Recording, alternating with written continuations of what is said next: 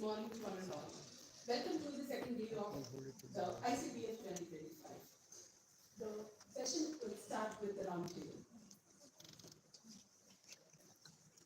Good morning. The celebrated theories in economics and finance are simple, set to perfect contexts, assume exchanges between rational players. Reality reflects imperfections, conventions, and nuanced behavior of players, and a complex web of factors. Comprehending practices is crucial for meaningful and impactful research. Therefore, this roundtable to learn from the industry, moderated by a thought leader. The rise of Bharat and its dream to be Viksit by 2047 inspired us to choose this theme for the roundtable. Inspiring ideologies and visionary leaders are as important to build strong nations as the endowed abundant resources and a well-crafted strategy to harness them. As researchers in finance, we wanted to explore new ideas, fetch new areas, carve new research questions, listening to the issues and challenges confronting the harnessing of the real, the financial, and those resources in the realm of ESG. We are fortunate to have a thought leader, Sri Srinivasan, editor Hindu Business Line, who would chair and moderate this session. We are lucky again to have a distinguished panel of members, Sri Debajyoti Dey, Vice President Research NCX India, Mumbai, representing the real resources. Sri Abhinav Saini, Vice President, Senior Financial Engineer, BlackRock India, representing the financial resources. And Sri Prem Kumar, Vice President, Head Research and Innovation at GST Impact, representing the ESG resources. Now I would like to invite Sri Srinivasan to grace the dais. Round of applause, please.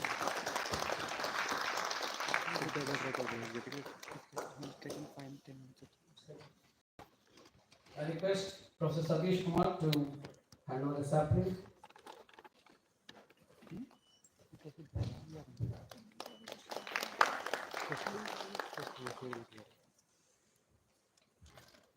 Sri Srinivasan, editor Business Line, is a chartered accountant and a cost accountant with 30 years of experience in journalism, all of them in the Hindu group. He is a founding member of Business Line, having joined the newspaper when it started in 1994 as a research analyst. Raghuveer was business editor of the Hindu before he took over as the editor of Business Line in September 2020. He has stabilized the paper in the last 3 years, made it sharply focused on the economy, markets, and business with a neutral editorial stance. Business Line was redesigned and relaunched under his stewardship in September 2022. Raghuveer is an avid watcher of the economy and tracks the automobiles energy sector among many others closely. He has written several editorials over the years on the economy, markets, RBI, apart from the analytical articles on selected companies and comment pieces in the editorial pages of Business Line and the Hindu. He was awarded the Shivling Scholarship for Young Journalists by the British Government Foreign and Commonwealth Office in 2000. He spent a semester studying journalism at the University of Westminster, London. As part of the scholarship, he interned at The Economist in London, which published 3 of his articles. In 2010, he won the prestigious Thomas Jefferson Fellowship of the East-West Center, Honolulu, Hawaii, USA, which is awarded to a journalist each from select Asian countries. Raghuveer is a fellow of the Foreign Press Center, Tokyo, Japan. We are very fortunate to have him, sir. Thank you for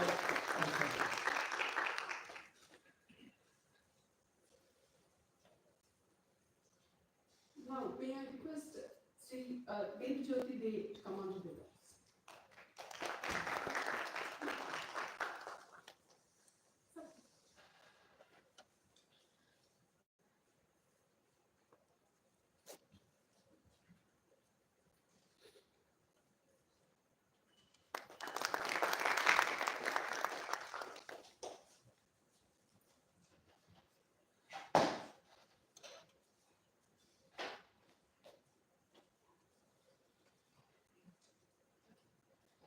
Shri Devjyoti. He has been working for more than 24 years in different roles and organizations in the Indian financial markets. He currently is the Vice President and Head of Research at Multi-Commodity Exchange of India, MCX, Mumbai, where he monitors and advocates for policy developments having impact on commodity markets. Working in the research team at MCX since 2010, he manages and coordinates economic research of strategic relevance aimed at policy advocacy and development of the commodity derivatives market in India. As part of the research department, he is also instrumental in the production of publications of MCX, including content of articles and papers published in external publications, highlighting MCX's thought leadership in Indian financial market. Earlier, for about 9 years, he had worked at the National Bank of Agriculture and Rural Development, NABARD, in credit planning, investment credit, and banking supervision departments. Mr. Dey has also been involved in many international consultancy assignments, advising regulatory authorities, exchanges, and UN bodies on creating structures and strategies on themes such as risk management, design, and supervision of market institutions in several developing countries. Mr. Dey is a postgraduate in management from Indian Institute of Management, Bangalore, and also a postgraduate in economics from Delhi School of Economics. We welcome you.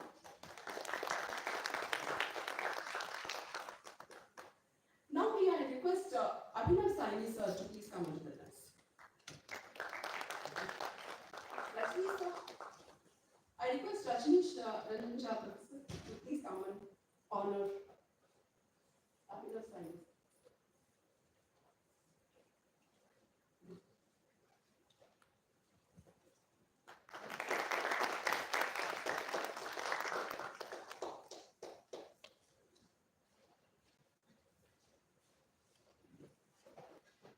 Sri Abhinav Saini is a CFA, Vice President, and he is a member of the Core Analytic Solutions, CAS, within Aladdin Financial Engineering at BlackRock. Based out of Gurgaon, he is responsible for managing and deploying all single security pricing models to both external and internal clients. He specializes in quantitative finance, interest rate derivatives, and fixed income markets. Before joining BlackRock, he worked as an FX trader in the financial markets division at Yes Bank, where he was responsible for hedging cash flows for clients using FX derivative products. He also has experience in diverse sectors such as equity research and IT. Abhinav holds an MBA from Indian Institute of Management, Kozhikode, and a BTech in Polymer Science and Chemical Technology from Delhi Technological University. He also attended the 2018 fall semester at Bocconi University, Milan as part of student exchange program. And he's also a CFA charter holder. We welcome you, sir.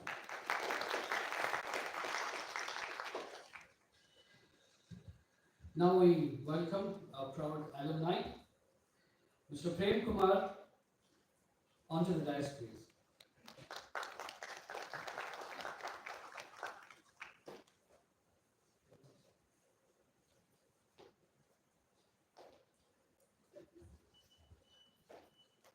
Mr. Prem Kumar, global economist, thought leader, and architect of economic transformation, is a globally recognized economist with over 18 years of experience in geopolitics, country risk, climate economics, ESG frameworks, and financial modeling.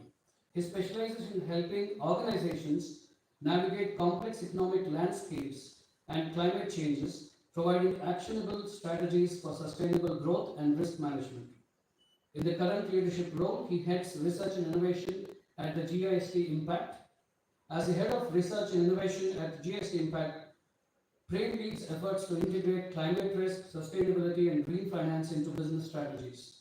His areas of expertise include geopolitical country risk, financial modeling and valuation, sustainability and climate economics, ESG and impact economics. He has worked with organizations like Dun & Bradstreet, Oak North, EY, and Moody's Analytics to advise on geopolitical risk, regulatory compliance, economic forecasting, and sustainable investment strategies. His noteworthy achievements include evaluations of the Sydney Metro, New Zealand Airport development, the regulatory and strategic advisory for guiding the financial institutions through the Brexit migrations and asset quality reviews, geopolitical risk forecasting providing insights on global trade wars, political instability, and economic volatility. I think we are snatching him away from the current turmoil. Otherwise, he would be writing a solid piece on that. So, in terms of the visionary leadership, Mr. Prem Kumar is a transformational leader, and we proudly state that he's a alumni IBS Hyderabad 2006-8 batch. Thank you for that. Now I leave the floor open. Raghuvesh, sir, kindly take it forward.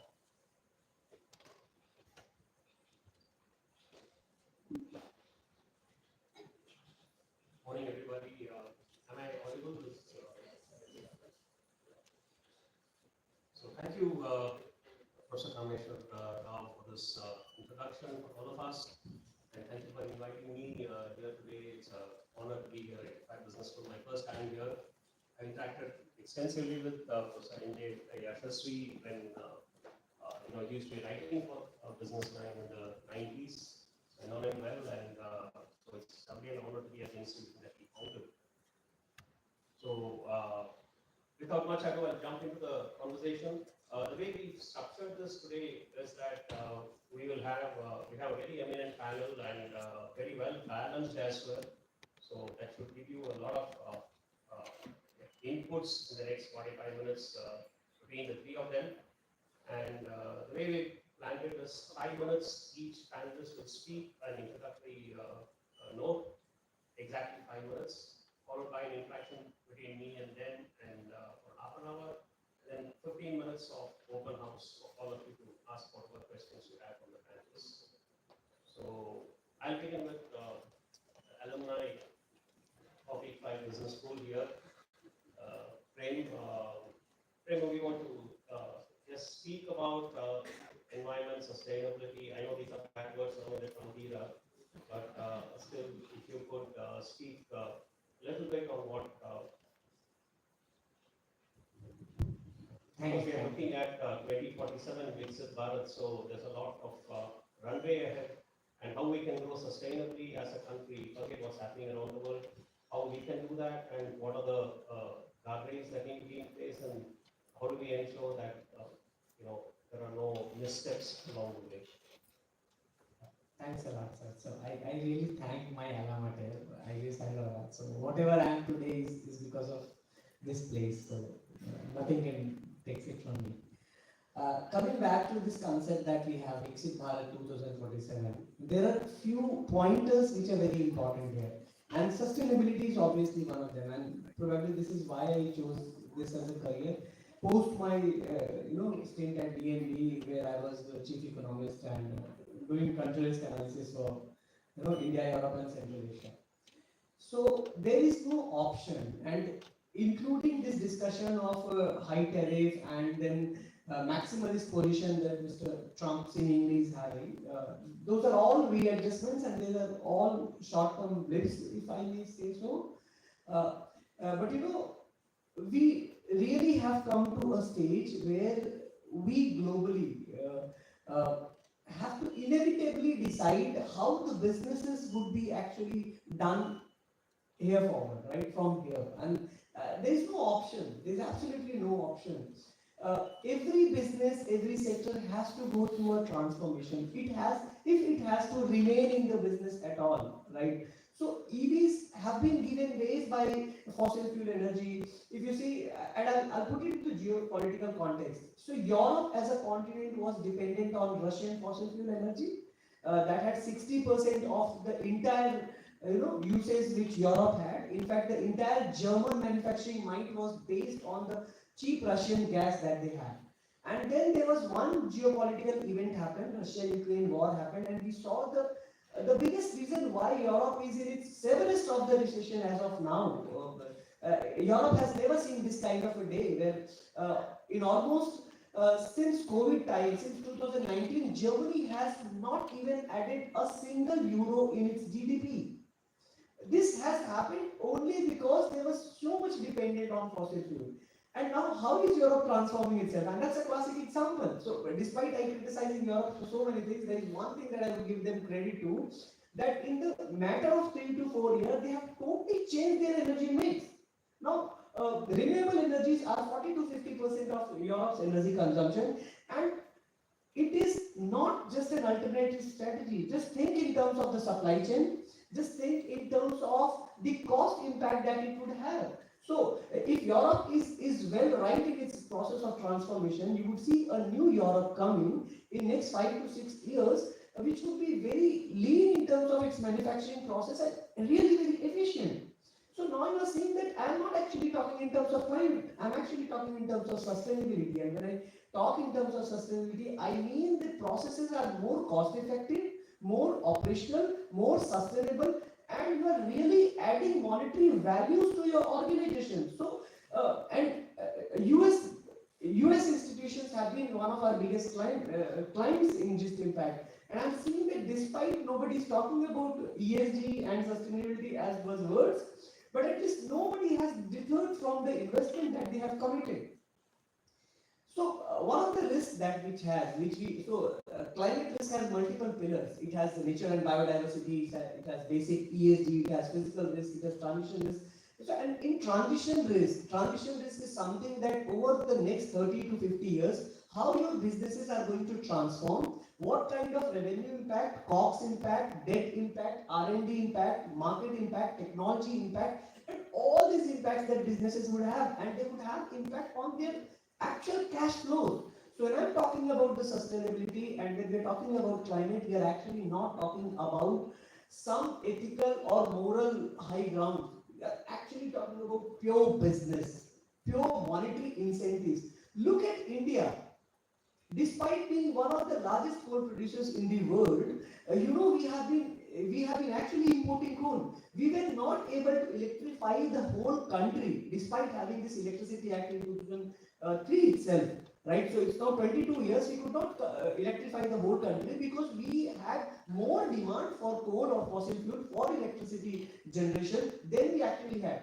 And it is a country which is the highest producer of coal, which is one of the highest repository of coal which have. Why? Because demands were high. And see the way we are transforming. We are heavily investing in renewable energy, sustainable energy, and we are also one of the biggest alternative energy or non-fossil fuel energy producers. And the kind of impact it could have on our GDP, the kind of impact it could have on job creations, and then making it more and more comprehensive. So sustainability and climate is no more an ethical high point. It is no more just about the earth, although that is the ultimate goal, but it is actually about the real business, and that's something very important. You see the example of Europe, you see the example of India, and you also see the kind of supply chain collapse that we have seen in the last 3-4 years.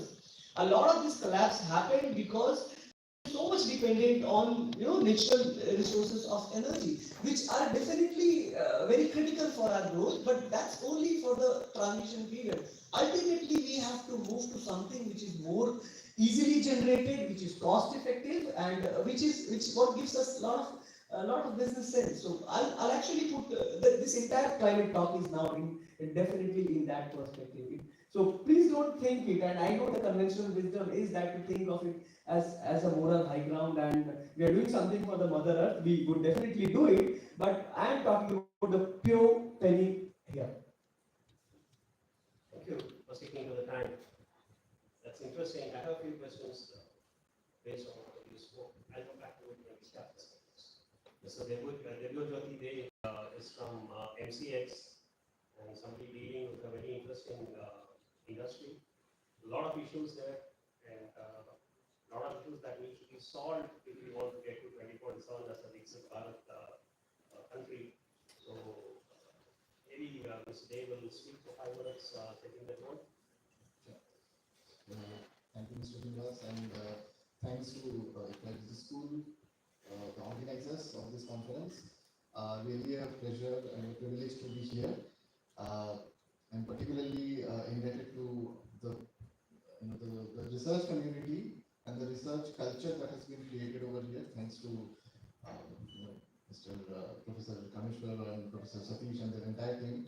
They have been involved with MCX for some research work and have been doing wonderful. I mean, we have been really indebted to them for the kind of support they have been giving us for this very important element of research in commodity markets. And I talk more about more on this theme, particularly addressing the audience that is here, because the audience, I believe, here consists mostly of researchers. So I exhort all of you to consider doing, diving a little deeper into this entire gamut of issues in the commodity markets, commodity derivatives markets.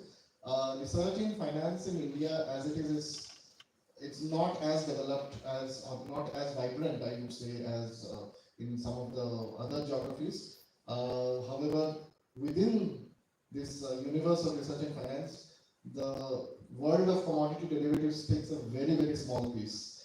And therefore, my earnest request to all of you is to actually take up some of the issues, examine the issues, and see there are lots and lots of research questions that can be answered, that needs to be explored from the very foundations of why these markets exist, which is for price discovery and risk management, whether the markets or the institutions that are supposed to be doing it are doing a good job at it, or are there more, several steps to go ahead, move in order to get ahead to, like Sir said about Viksit Bharat 2047.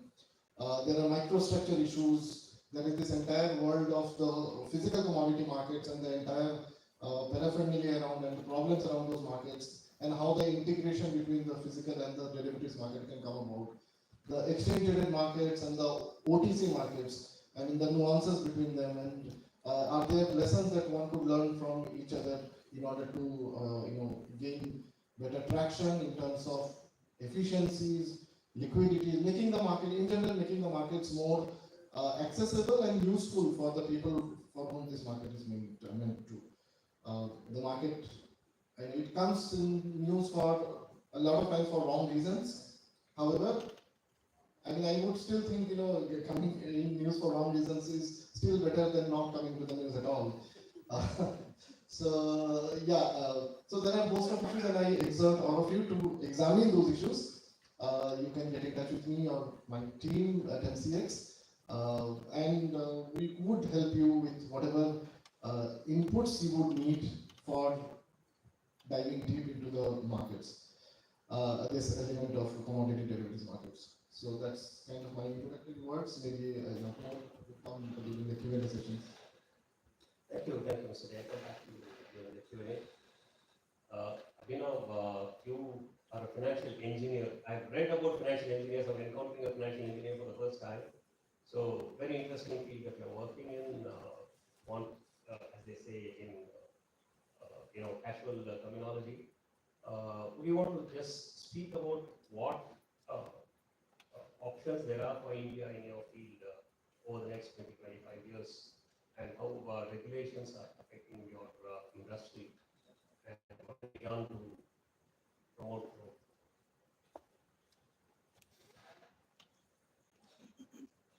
Thanks, Arvind sir.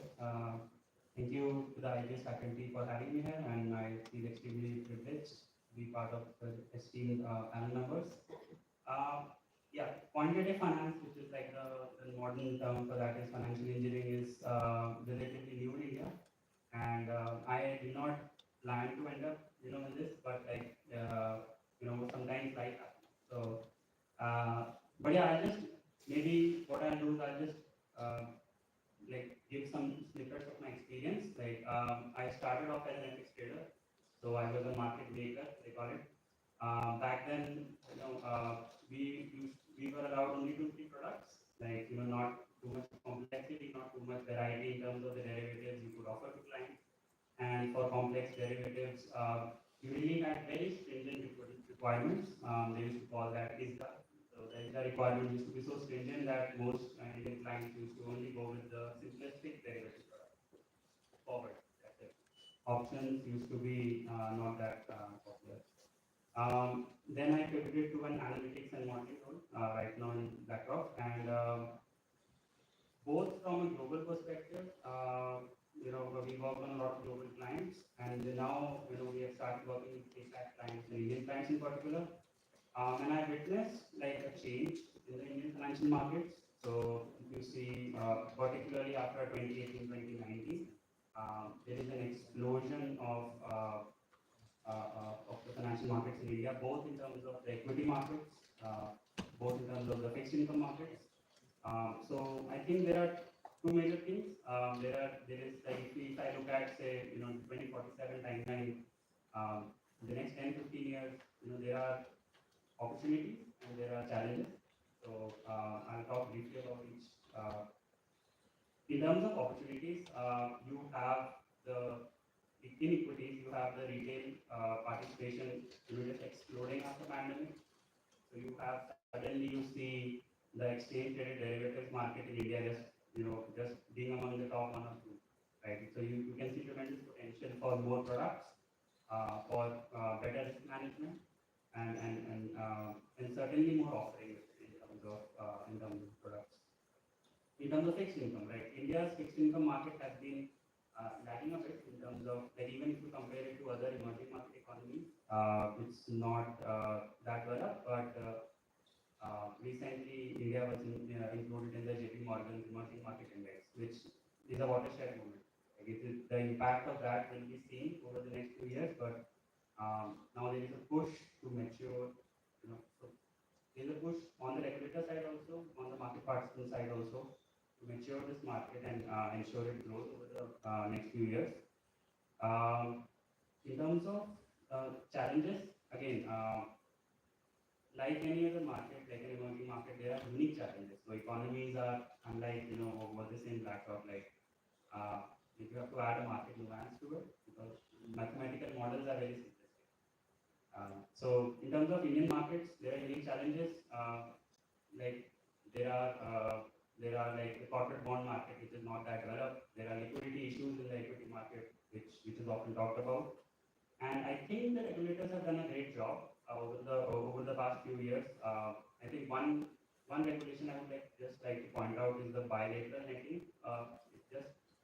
It was I think passed 2-3 years back, but it's a major milestone in terms of developing the derivatives market in India.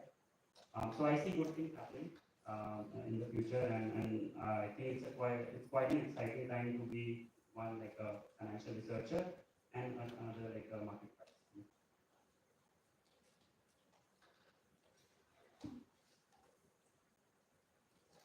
Thank you, Abhinav. I'll come back to you on bilateral netting as we go by. Then, we were talking about getting into renewable sources of energy very eloquently, and it is true that it helps save the environment. We all know the benefits of renewable energy, but in practical terms, if you look at what's happened since 2020, Germany, which flamboyantly announced a decade ago that they'll shut down all fossil fuel plants by 2022 and go completely green, it started opening its coal plants again, right? Trump has just now given permission for coal plants to start all over again. The point here is the intersection of geopolitics and the urge to protect the earth. And we all know what happens in every COP summit, climate action summit. It's all a lot of rhetoric and no action. Nobody is willing to put money up front to save the developing world.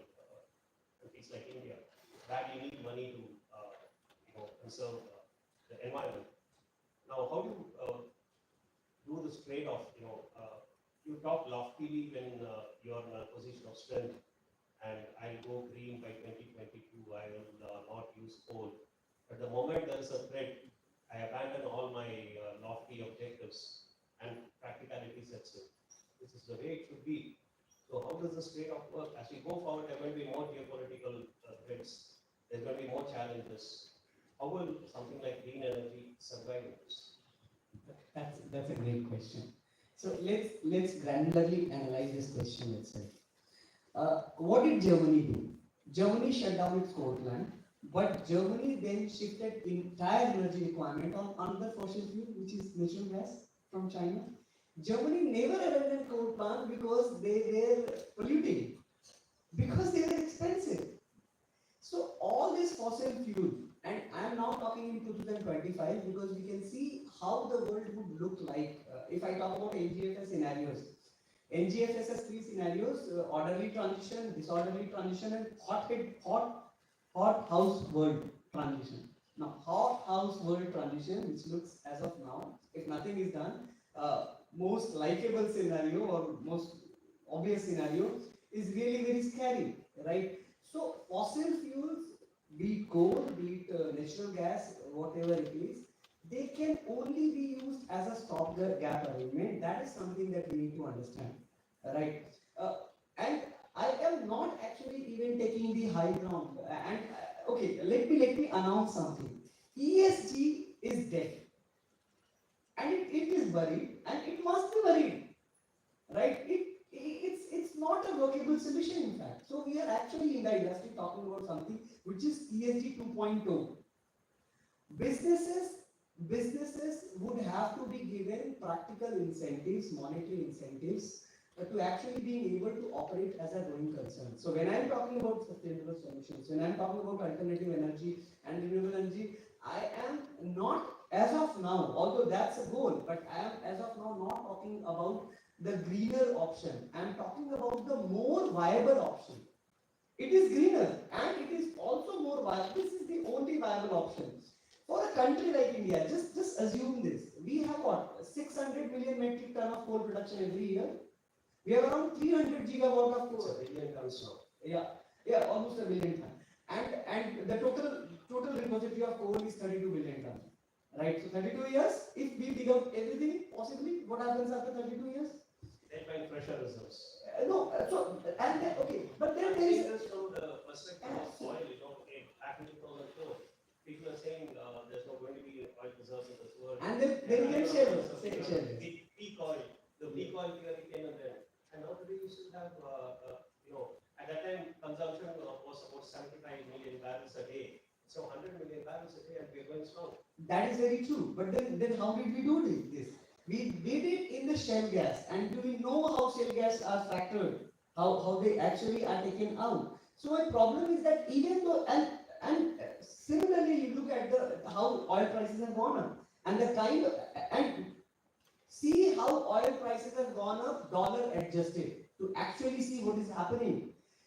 India as an economy, if I have say $2 trillion of budget, see how much of it I am now putting only into energy need, which is oil and coal need, and how incrementally it would go. So if I am a finance minister, if I am budgeting, what resources I am budgeting in which segment of the economy? So basically increasingly more and more money we as a country are putting into securing energy resources, and then this is actually being siphoned out from other routes, other purposes of money that can happen. And here is an alternative resources which would actually bring down the cost of energy significantly to say 1/10, right? So it is so that's why. So it's very important for us to start also looking at from this prism of the cost benefit analysis. Exactly. The point that I was trying to drive at was green energy is good to talk about. It's sustainable energy sources. It's good to talk about in peaceful times and when resources are secured. But the moment there's a threat, then that's the first thing that goes out of the window, and people go back to the old days. Because we have been talking about abrupt transitions. Because Germany closed down its coal plants, but it did not put in the nuclear plants. You see, France is a country, has 70% of energy which is coming from nuclear power plants, and France is a country which is most energy secure. In fact, France exports its energy to rest of the Europe. In fact, I will give you very interesting data here. Last year, for significantly 4 months period, France has a negative electricity prices. Do we know that? It actually had the negative electricity prices. So EDP, that is the government agency which produces it, which runs the nuclear power plants, they did not know what to do with this extra electricity. So the cost of electricity actually went down negative. So the point is that I mean it's very stupid if we just shut down all coal plants like what Germany and Poland did in the interim. You always have the backup available with you. You always have the structure which is something. So by the way, I'm also aeronautical engineer. So we have in aeronautics something called which is the fail-safe structure. So every aircraft has a pneumatic system, it has a mechanical system, and it has other systems. So one system fails, the second works. So that backup is definitely there. But and that is what I said in the interim transition period of say 30 years or 40 years, we would have the backup of fossil fuel energy. Absolutely, we will have. So I'm not against the oil companies. I'm not against the coal company. I'm not against coal India. But I'm saying, how are we going to do business sustainably and more profitably? And how are we having this live as an economist? I would always say, if I have 100 rupees, what are the priorities area where would I budget that 100 rupees? So I'm saying, if you keep on bending on fossil fuel energy, there is no certainty that they would be there with you for the longer period of time, and then even if there, for example, shale gas. I'll tell you one of the reasons why there is a volatility in the oil market, and I tell you the exact reason. So the additional oil that we have, which is the US shale gas and the Venezuelan gas, that is only economic at a price of more than $72 per barrel. And that is why that is the floor price globally now of the oil. It can never go below 72, because the moment it goes below 72, Venezuela starts closing down its sticky oil, and US sell gas uneconomical. So beyond the point is profit, and that is why there is a need of keeping it afloat at that rate. So there is a price distortion also there in the oil market, right? So every single barrel of oil, you can keep on digging the earth to the core of it, but then the incremental cost will definitely be going up. That is something also economically we'll have to see. Not entirely convinced, but I'll take you a little bit there. I'll go to Mr. Day now. Talking of commodity markets, in India, everybody trades, almost every household trades in stocks. Especially after COVID, we had people entering the stock markets and playing in futures, using networks. That's another story altogether. But commodities markets are different. It's more specialized.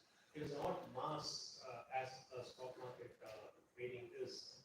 And in a country like India, which has to feed 1.5 billion people, commodity trading becomes important because, as you will probably tell the audience here, there are two particular reasons why commodity exchanges exist. One is for price discovery, the other is to hedge risks.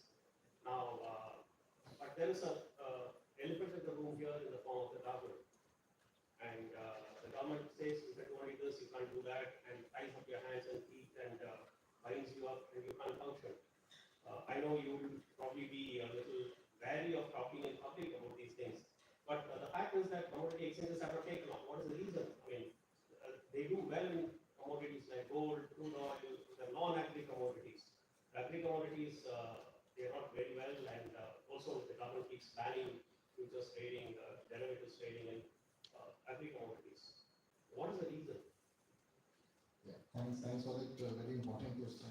Yeah, it's the fact that it's complex and therefore a lot of people do not trade in it is both true and untrue. True because, of course, we are talking about derivatives markets, and I mean, people need to understand the nuances of derivatives trading, futures, options, different types of strategies within options, a combination of this and that. I mean, that's not very easy for a lot of people who are otherwise exposed to commodities to come and trade, and therefore there is this entire opportunity for education and awareness and hand-holding a lot of people who would otherwise find these markets useful to trade in simply as a trader or as a hedger. Having said that, it is also true that our lives, I mean, just look at our individual lives. The extent to which our lives are intertwined with commodities, I mean, equity markets or any other markets is nowhere close to it. I mean, just think of this. I mean, everybody in the morning, you get up in the morning, you have a cup of tea. Anyway, what do you do when you make a cup of tea? You need water, you need milk, you need sugar, you need tea leaves, you need a vessel which is probably made of steel. All of these are commodities, and therefore every household, the person who prepares a budget of the household or knows or purchases this, mostly as buyers of commodities, they are well versed with the dynamics of the pricing of the dynamics of the markets where they interact with, in which they interact, mostly as buyers. And therefore, it is easy for people to know, okay, probably milk prices is going to go up, sugar prices are going to go down, steel prices may be going up, and so on. So to that extent, even that what I told you about awareness and education becomes a little easier, except that there is mass awareness level required to bring those people and make them understand about what the functions of this market is onto the tradable markets, the derivatives markets. Coming to also the other element you brought about, there is some kind of a suspicion in the minds of people who kind of control, regulate, make rules for which apply to this market about the usefulness of this market, and therefore there are suspensions and so on. Let us not go into suspensions and all of that. That of course is a big dampener. Why is it a dampener? It's not so much because they are suspended, but more because it creates suspicion in the minds of the entire set of stakeholders about the sustainability of this platform itself. So today, whether I'm a farmer or I'm a big corporate, if I am participating in this market and I'm in a position, or even if I don't have a position, if I'm considering entering into this market as a hedger or as a trader, I do not know whether the derivatives contract I am getting into will suddenly be banned or not. And to that extent, of course, every commodities has an additional layer of risk compared to non-agricultural commodities. But let's take that aside. Even within the current set of rules and regulations within this market functions, there is so much to be done in order to release a lot of the hidden talent, the energy that this market otherwise is laden with. I'll give you a small example of participation. The participants' profile in this market. You'll be surprised to know India is probably one of the few countries where in this market the retail people came first. Retail people overwhelmed this market. Retail people were allowed. Retail people were encouraged. All the while, financial institutions are not even permitted by law to participate in this market. Everywhere else in the world, it's the financial institutions, the institutional participants who come first, and then the retail come later on. They have to promote, they have to encourage the retail people to come in. So that's the exact opposite situation in India. As late as 2016, financial institutions are not even permitted. And even as I'm talking to you today, the most important financial institution in this country, the banks, are not allowed by law to participate. So banks are not allowed to participate in the stock markets as well, right? They don't invest in stocks. So this similarity, I think, should not be brought over here. We are talking of a hedging market, a market where banks can come in. So let's take an example of a recommendation which has come in an RBI report, a report by a committee of the RBI, which said that let's allow banks to offer OTC derivative products to their clients, and the risk that they will gather, they may be allowed to offload in the exchange traded markets. So there's a back-to-back hedging that banks can do. Now banks cannot even give structured OTC products to their clients, even when the client seems to be having a need for it. So that's not. Therefore, let's not draw a similarity with the equity markets. Equity markets have a different function altogether, different economic logic altogether. So here we are talking of. Look at other countries, other developing countries, from China to some of the African countries. You find banks actually coming up with customized products, derivative products, which for their own clients and offering them and doing a back-to-back hedging. So the rules of the game are relatively restrictive even for these financial institutions. Forget even the retail people who are, there are certain fixed set of do's and don'ts they can do and they cannot do. Overlying all of them, of course, is the suspension and so on. So if all of these kind of get away, and I'm not saying get away in total, but making the regulations or the policies more friendlier, so that a lot of people who are otherwise sitting on the fence or are actually in need, when I say need, I mean need for hedging and so on, are coming to this market, which is a very well regulated market under very, very tight regulatory framework, and nothing can go wrong, nothing has gone wrong, nobody has ever defaulted. And if there is a default, there is a grievance redressal mechanism, there is a way of compensating the people who have a genuine grievance. All of that is in place.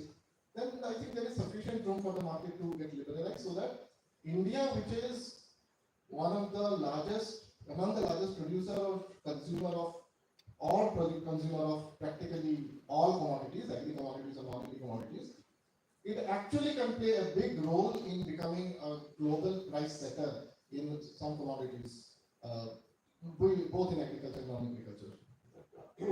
Assuming that tomorrow the government says, okay, banks can be allowed to trade in commodities exchanges, do you think banks are prepared for it? Do they have the expertise? Do they have the resources to do that?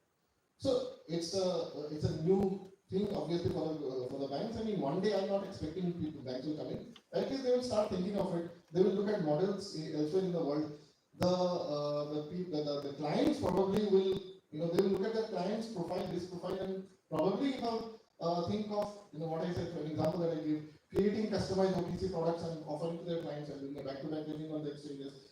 The sky is the limit for all kinds of things. But today, if you are even not allowing them, your banking regulation act doesn't even permit you to do any kind of derivatives trading even on exchanges.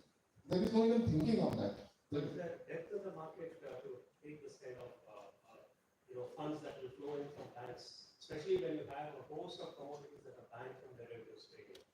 Yeah, of course. I mean, it's like banks won't come, so there is no liquidity. There is no liquidity because there is banks. Because banks don't come. So I am not expecting banks will come in droves in one day. I mean, as liquidity gets generated, the market acquires depth, and then we are talking not just about banks. We are talking about a lot of other set of participants, including institutional participants, including participants like mutual funds, for example. Today are quote unquote allowed. However, the set of regulations that they face is very restrictive.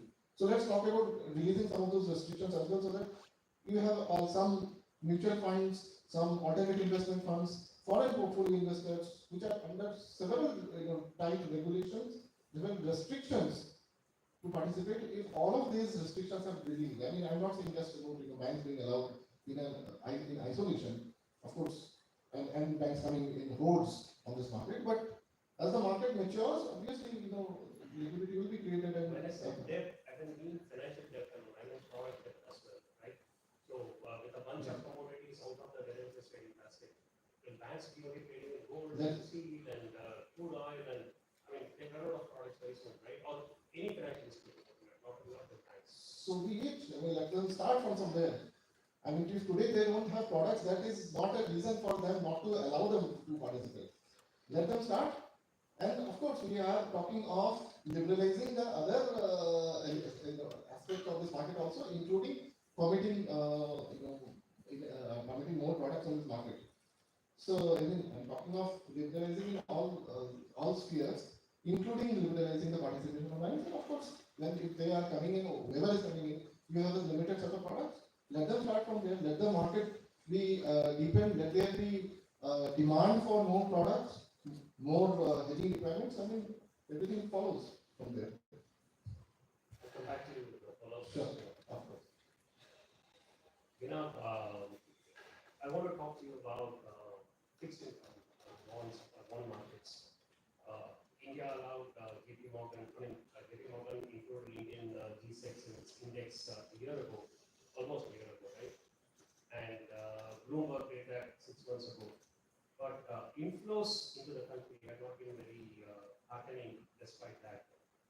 What do you think are the reasons for this, and what can be done to attract more foreign investment in the bond markets? I think that's a good question. So if you look at the Indian fixed income market as a whole, generally, like as a thumb, they say that it should be about or maybe twice the size of GDP, which should be around 6-7 trillion, but I think it's around 1.5 trillion. But if you look at say China, I think fixed income market is around 18 to 20 trillion, so just about their size of GDP. In India, like the fixed income market has been slow. So when JP Morgan included, in India as part of the emerging markets index, they said that okay, the weightage of India would be 10%. But they did realize that India will not have enough like bonds floating in the market that they can immediately incorporate 10%. Because see, so the problem is that like these funds, right? If the emerging markets fund is $500 billion, $1 trillion of that fund, and you say 10%, right, 50 billion. There are not enough government bonds I can trade in India, which are like $50 billion. So we are going to increase the weightage 1% every month till we reach like 10%. So I think the expected inflows was around 25 to 30 billion dollars because of this. And RBI did not have that kind of bond, like that kind of issuance was not there. So eventually, what, and this was like common analysis, like what would happen if you do not have enough issuance is that the demand for that bond increases, the price goes up, the yields drop, right? So like as a fund manager, you could take like what they call a long duration position, so that when the yields go down, you benefit from that. And so I think that was the general sentiment, and that happened. I think RBI has been pushing for more like fixed income issuances. I think that's their plan. Like over the next 5 years, there will be increased issue because like now it's Bloomberg, right? Now other industries will also start like incorporating India because really what people want are returns. If you look at the returns from a government bond, it's around like 7.5%, which is very good compared to say US, right? Barely anything there. And when we were on the trading floor, back when I was an FX trader, there was a bond trader, and he used to say that, hey guys, if you want to earn a better return than stock market, invest in Punjab government state bonds. They give you 18% of return. That's right, because it was that risky. But yeah, that's the government bond market. If you look at the corporate bond market, that's even more lagging compared to the government one. I think the number is around 95% of all corporate bonds floating around in the market are AAA or AA. So you don't have one like high yield bonds to invest in, and the problem is that even if you got to invest in a double C or double B bond, there is a thing which traders call a liquidity cliff. So what happens that I think this happened around 2011. Like you invested in a triple B bond and the market goes down. Right? Now you will not have any sellers.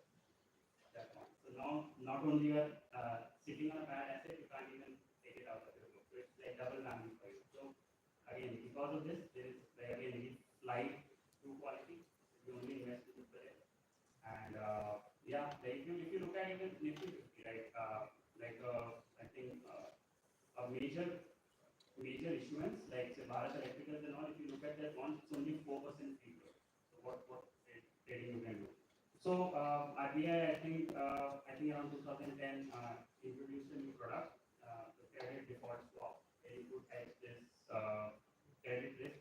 If somebody is not able to pay, corporate is not able to pay the coupon payments. But again, like it's the chicken egg problem that Mr. Viksit talked about, right? Because the corporate bond not matured, the serious market did not pick up, and now it's like they are waiting for each other to just grow. So the idea behind serious market was that we increase liquidity in corporate bond market, but that didn't happen. And which leads to my final point that the derivative regulation in India have been coming up. So the problem with CDS was that you had very particular bonds per issuer you could include as part of that derivative. So if you wanted to again hedge your credit exposure, then you need a big basket of indices and big basket of instruments you can actually use it, right? Then what's the point? If I'm not holding say particular bond as an issuer, then I can't use that CDS to hedge my risk.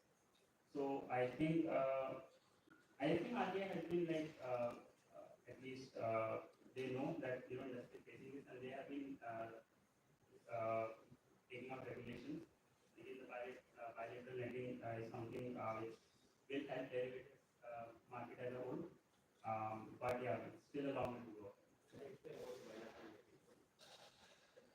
Not to get into too much detail, but it's like if you have, if you are a bank, you have like derivatives with some other counterparty, so you have like 5, 6 derivatives.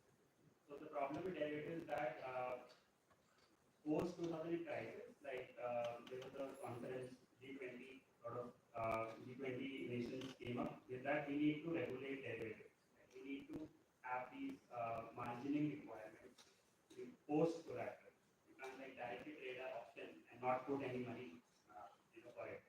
There's this margining requirements which came into place, and India was part of those discussions. So India also promised that hey, we also include this margining requirement for the derivatives. Now problem is, suppose if we are trading right, and we trade every day or every like few weeks, and we have like 10, 15 different contracts. Now, if I have to post collateral for every contract, you can imagine that my limit is very less now. Right? So bilateral netting basically allows me to net everything, like the net long position, net short position, and post collateral on that. So it frees up my capital so that I can enter into more trades, and it also makes these regulations in sync with the global regulations. So if you are a foreign bank, say, or if you don't have to worry about, hey, like if I'm trading with a US trader versus an Indian trader, do I have to follow different regulations or not? Do I have to post different collateral or not? So it certainly eases out of it, and I think it will take a few years, but I think it's a great step. Going back to I'm not going to talk about geopolitics or renewable energy.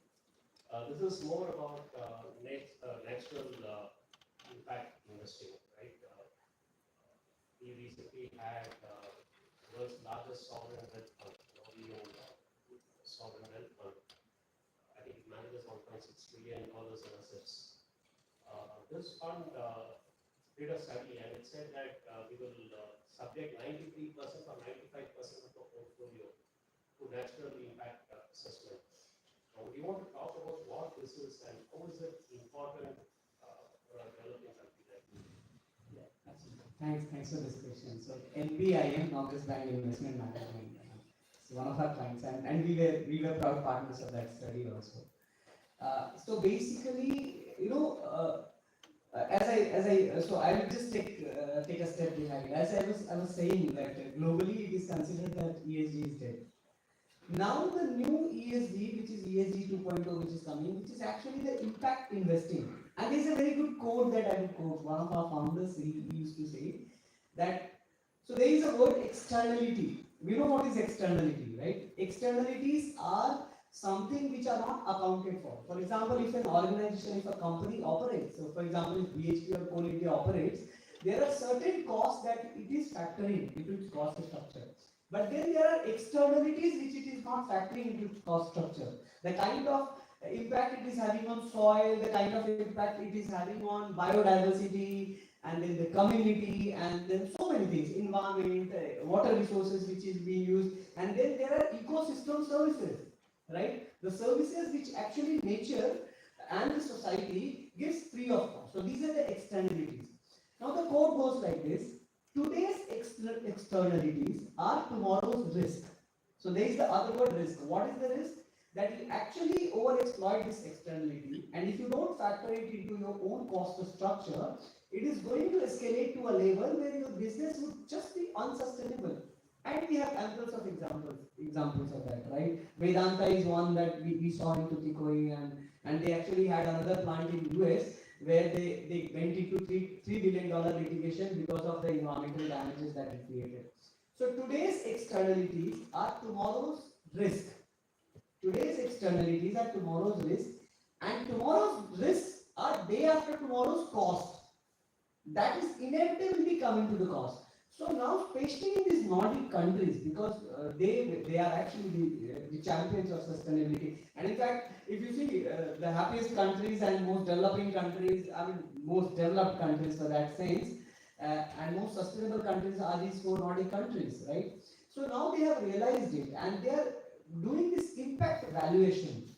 So your operations, how much of impact it would have on, say, environment, for example, the financed emission part of it, and how much impact it is having on other pillars of this externality structure that we are having, right? So this impact impact valuation, and based on that impact valuation, that is where they are going to invest. And we actually supported them with this entire structure in terms of these impacts being actually transformed from externality to risk and to the cost structure, and that is what they are doing it to in their entire portfolio. In fact, you would know this production possibility frontier and portfolio theory. So in this portfolio theory itself is being optimized as a three-dimensional portfolio theory. So this is something for the finance professionals that you would know, that entire CAPM model that we have now, it is being this impact assessed, impact adjusted, and we are talking about the three-dimensional portfolio theory, where we would have this risk,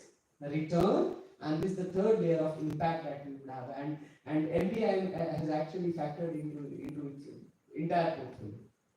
So basically, all this while over the years we've been looking at how natural events, how the environment will have an impact on our business financials. Whereas now you're saying the other side. What impact will the business have on the environment around it, and how will it affect its financials going forward? Yeah, exactly. It would get boomerang to its financial. Absolutely, yes. Is that right? Yeah, absolutely, absolutely. And there are multiple of examples. You know the BP fiasco that had in Gulf of Mexico. So that unit of BP, that was one of the most profitable oil major, and then it got just bankrupt, right? So we are talking about the $20 billion risk that they took just because they were not conscious of that.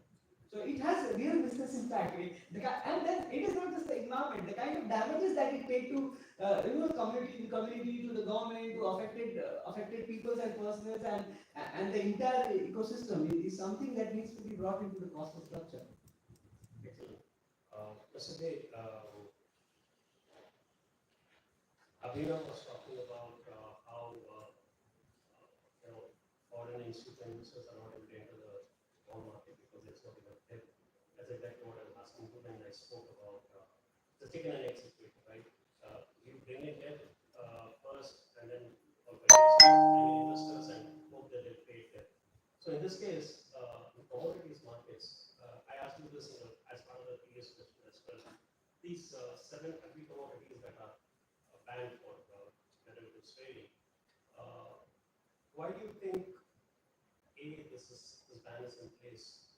And this more important question is, how will opening up of derivatives trading in agri commodities help farmers in the long run?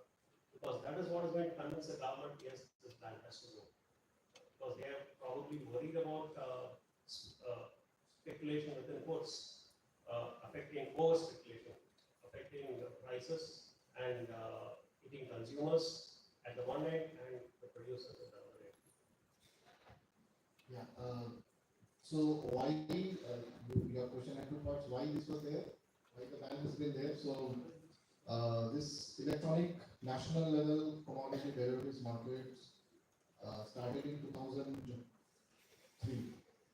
Since then, there have been several bouts of suspensions / bans. Bans were the difference between suspension and bans.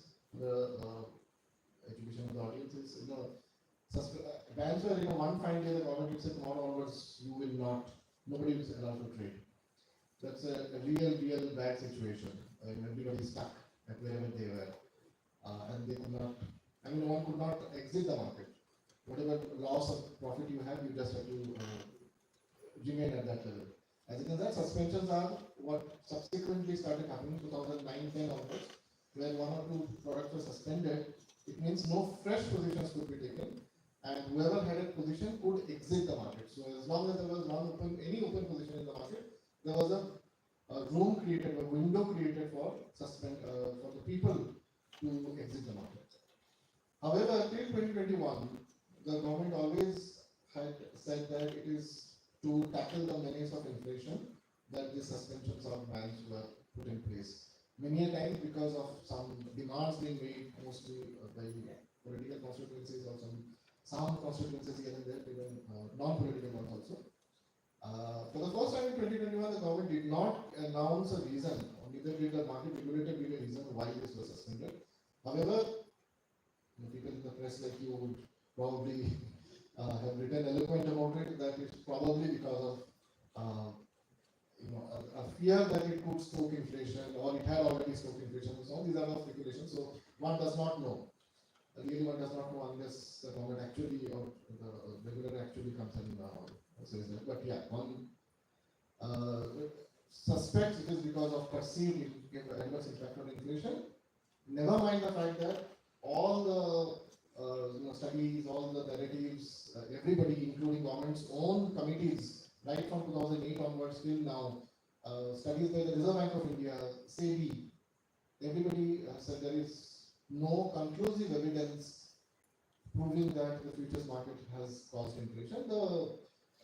The biggest point on this being the fact that even after we suspended, the prices of commodities which were going up kept going up. It had no effect. Coming to the second part of your question, yes, there is a chicken and egg story. There is a lack of depth, and when you say depth, probably you meant less products in the market.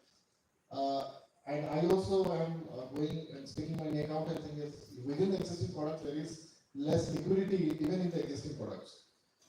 So basically, if the question is in the context of allowing or disallowing certain constituencies from coming to this market, these are two different things we are talking altogether. So if today I was talking earlier in the context of banks, if the banks are not being allowed, I doubt it is because there are no such products which banks can find profitable to trade. Let it be left to the bank's own judgment, the market forces to decide whether banks would want to come or not want to come, rather than saying that you cannot come because the market lacks depth. And on the issue of there being too few products, sir, with due respect to everybody, way back in 1991, we dismantled the industrial policy regime where we had a set of the industries where private sector could come in, and then we substituted that with a small negative list. Today, even in 2025, we have a positive list of 104 commodities where exchanges in India can launch products. There is no 105th. So every time there is, and of course you understand the way the bureaucracy and the government functions. It takes a lot of time for this list to be revised, enlarged, and so on. I mean, in 2023, they enlarged from 91 to 104. And immediately thereafter, people said, oh, now, let's say, lithium is gaining traction because thanks to EVs booming. Why don't we have hydrogen? Why don't we have green ammonia? These are not part of the list. Who knows, in 2 years' time, this could be big ticket item. There are so many things, people probably would start trading in because the market is growing. In 2023, the market, the perception was not there that there could be a good liquidity in these products. So leave things to the market. Let market figure out whether there would be sufficient liquidity, depth, etc. in products within existing products, where the demand would be, where the demand can flow from one to another. I mean, the market obviously would figure out. But to say that I will restrict this market because I perceive, and I'm not sure whether I'm the right person to do that, to decide what products would be there in a market which is kind of an epitome of a free market, a market structure which is supposed to be an epitome of free markets. That's not really going gelling things. Putting things together. The second part of my question was how will allowing trading in these secondary commodities?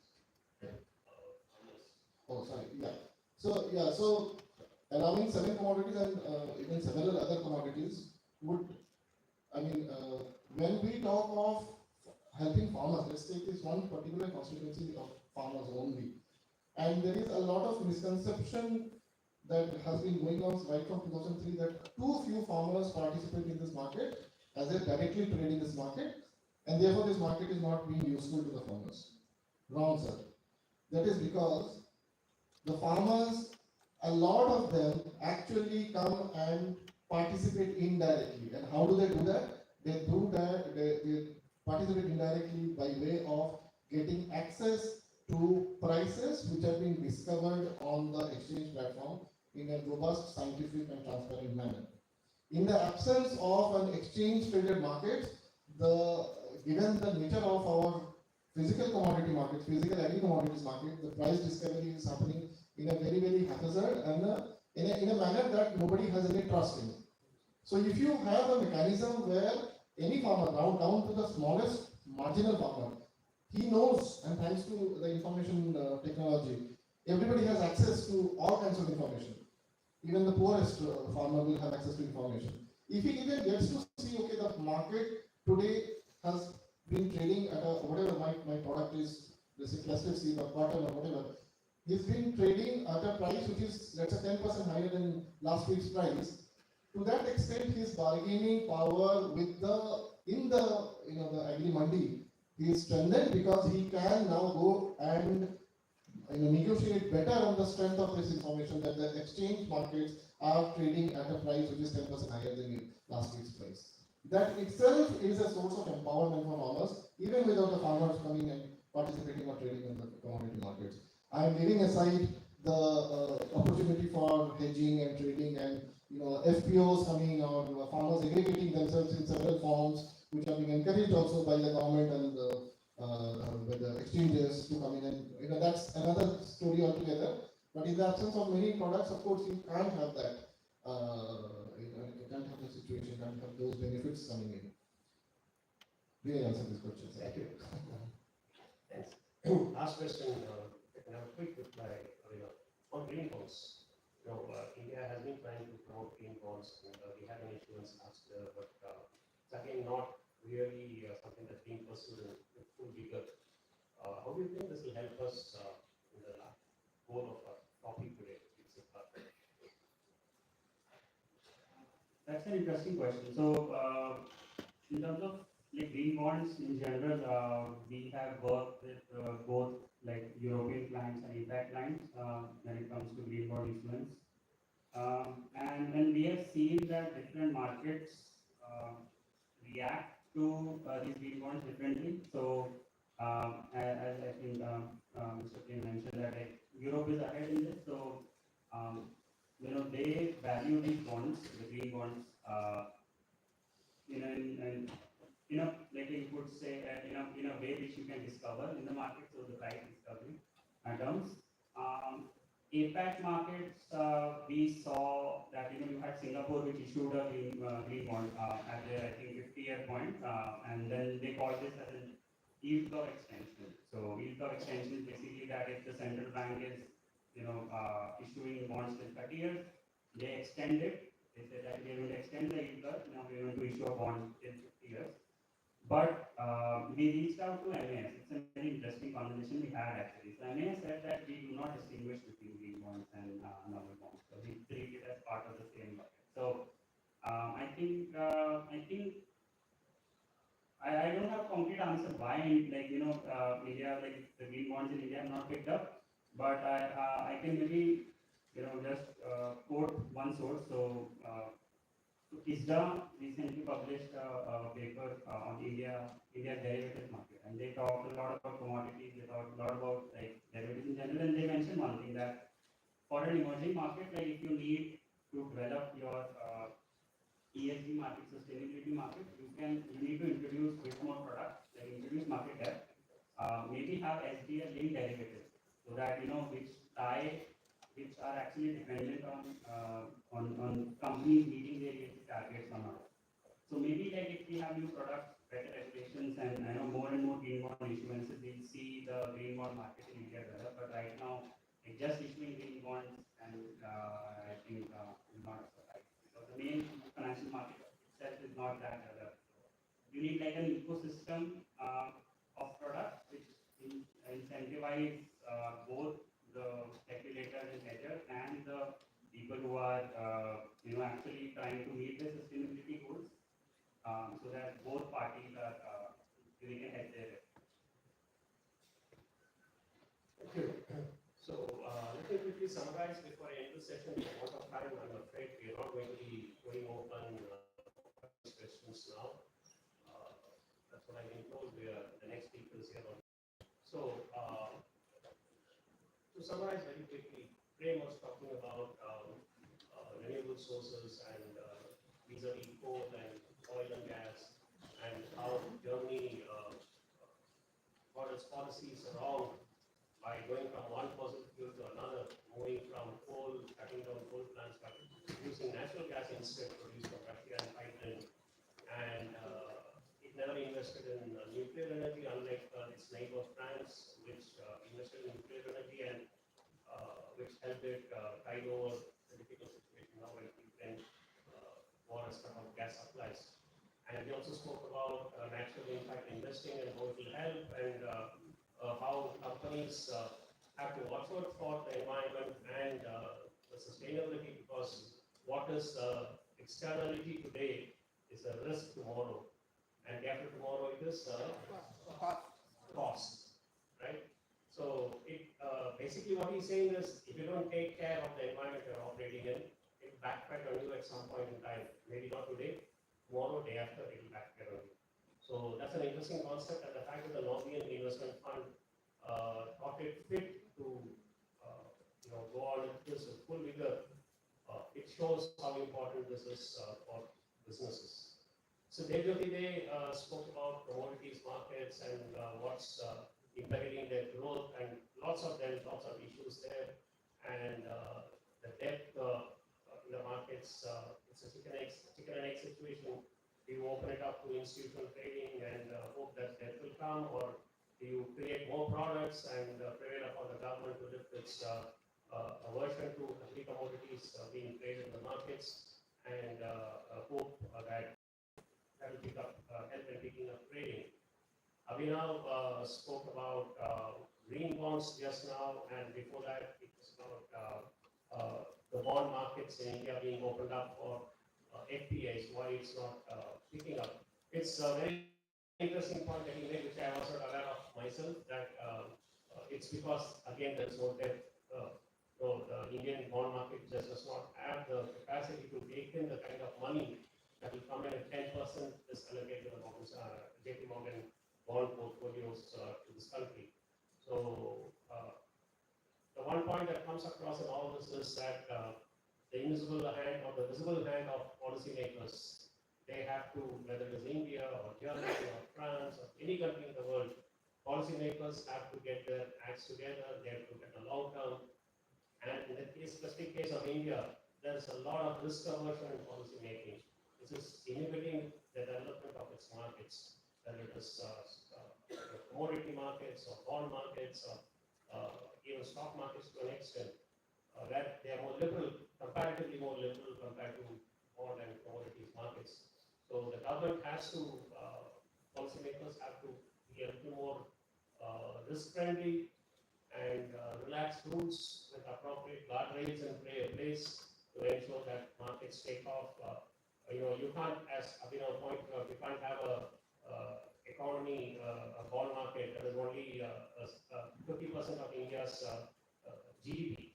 It has to be at least 1:1, if not more than that. So markets in India need to develop more, despite what has happened, commendable development in the last 20-25 years. But despite that, we have a long way to go, especially in the lesser ones on commodities and fixed income. Stock markets get all the attention all the time for various reasons. So that's about all we discussed over the last 45 minutes. I know there are a lot of interesting questions out there that you may want to ask. Unfortunately, we have a lot of time, so I need to. Can I open up the floor? One or two. Yeah, maybe a couple of questions. Yeah, and here has been asking for a question. Please introduce yourself and keep the question short, and also say who you want, who the question is. Thank you very much. This is Dr. Anita Raman from IBS.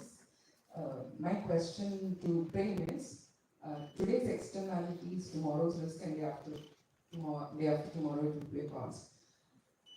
What is that we could do to change the human behavior to make it more accountable rather than digging it at a later point of time? Because ultimately human is responsible, right, at every phase.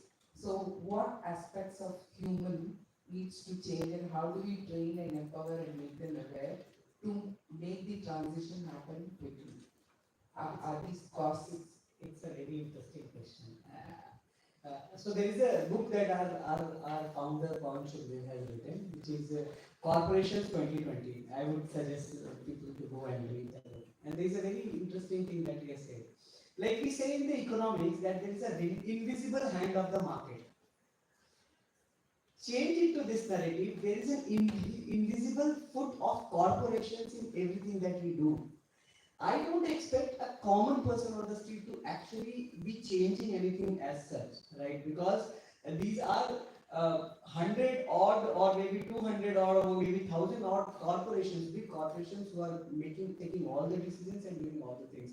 They would have to actually essentially bring it into their thought process. Exactly, the humans are driving the corporates. So I'm talking about that behavior. Exactly. So that's exactly. So that's what I'm saying. That when we say that today's externalities are tomorrow's risk, that risk needs to be realized today and has to be brought into their entire thought process. And actually, this is actually happening. If I make it 30 seconds, this is actually what we're doing. So what we're doing as an organization, that this entire financial services industry and bank risk framework that we have, which we typically call PDLGD framework structure, probability of default and loss given default.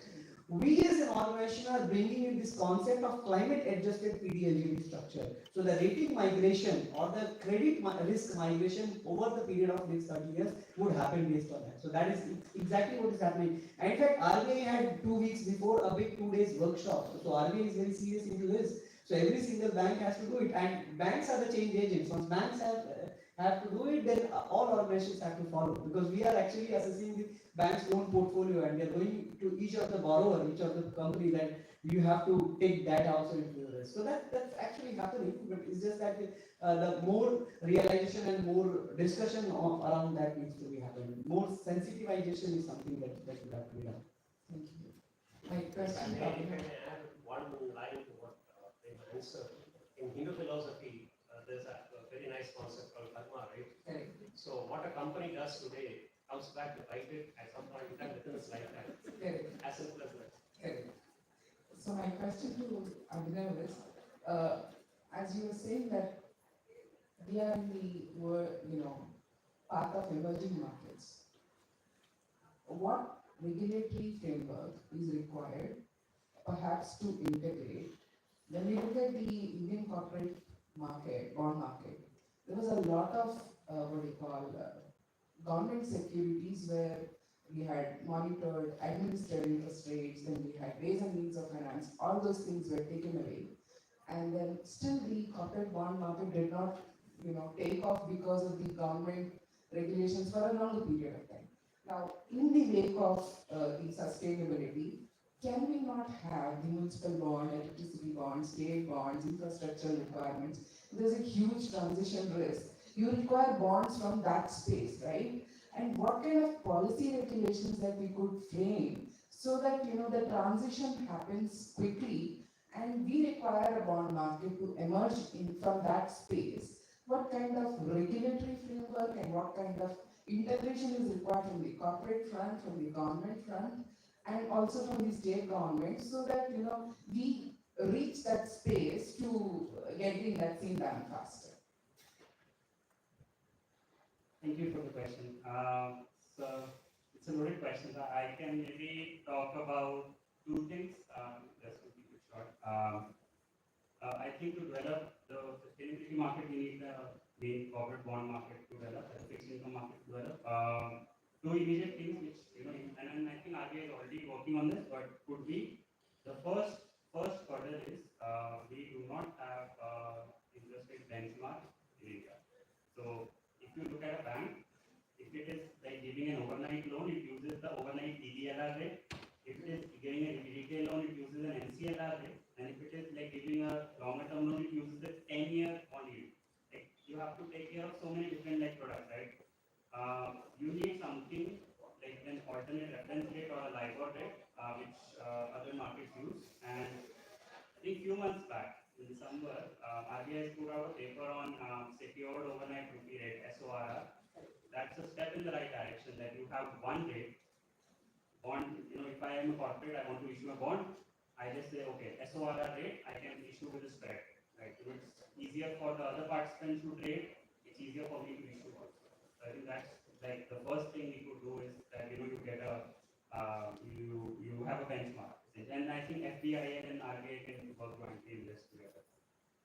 The other thing I would say, and this comes more from a selling perspective, is that you need to get your whenever you're like in fixed income, the conventions are bread and butter, right?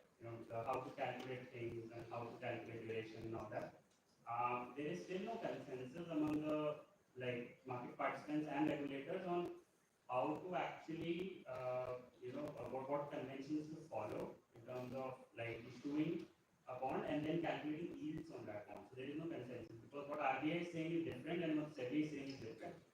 And it's been this way, I think, since 2013. So it's been a big issue. So these two things, if we like start with baby steps, I think it's a big good. Thank you so much. Am I? Yeah, if I may just 30 seconds of my comments on covering both of them. I suddenly remembered I went back 25 years back in my master's. When I was doing my master's, there was this paper by Baumann that we had read. And it was all about creating incentives and disincentives. If you create incentives and disincentives for people to act in a particular direction or not to act in it, and you successfully do that, smartly do that, you can't do this. I mean, often what comes to mind is a set of taxes, subsidies, etc. But there could be other things also. For example, coming to I think on the sustainability part, SEBI has mandated disclosure in the annual reports of listed companies. The BRSR, earlier there was a BRR section and a BRSR section. BRSR which is mandated now. So investors in the world knows exactly how much you are polluting, how much is your quantum of externality, etc. And those I think are baby steps, but again falling within the realm of, I would say, overall universe of the incentives and disincentives for corporates, humans, everybody to act in a way that they would, that we would want the society as a whole to act. I'm afraid that almost here, I have to walk out of this auditorium saying people are coming from all these So thank you everyone. Thank you, listening panel members. It was very interesting. I had this for another 1 hour.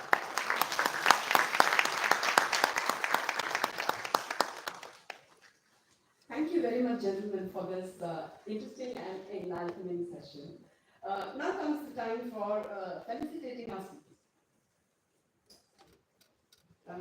May I request Professor Satish, Dean IBS, to please come to the honors. Sir, I wanted to felicitate every senior.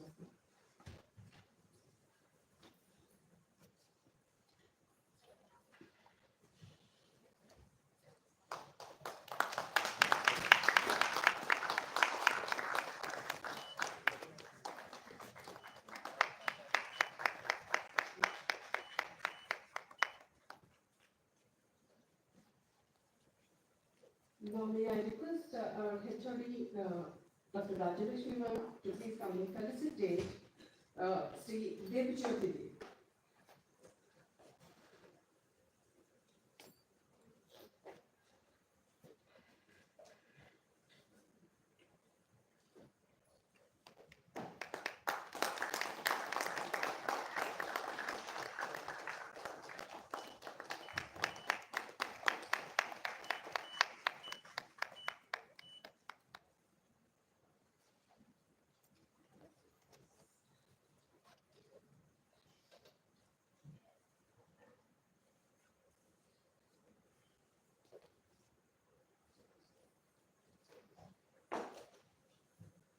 Now may I request Dr. Anita Raman ma'am to please come to the desk and felicitate Mr. Prem.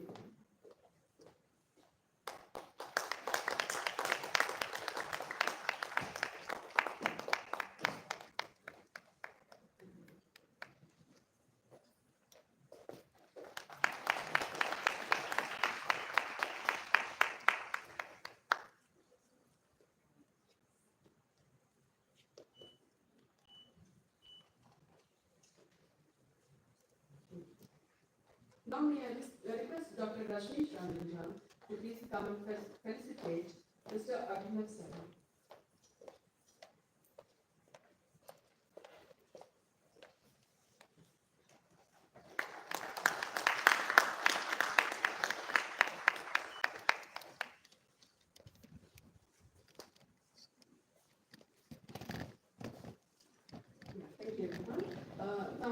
we request everyone to take a very short break for tea, which is placed outside the auditorium, and please assemble back within 10 minutes for the next session.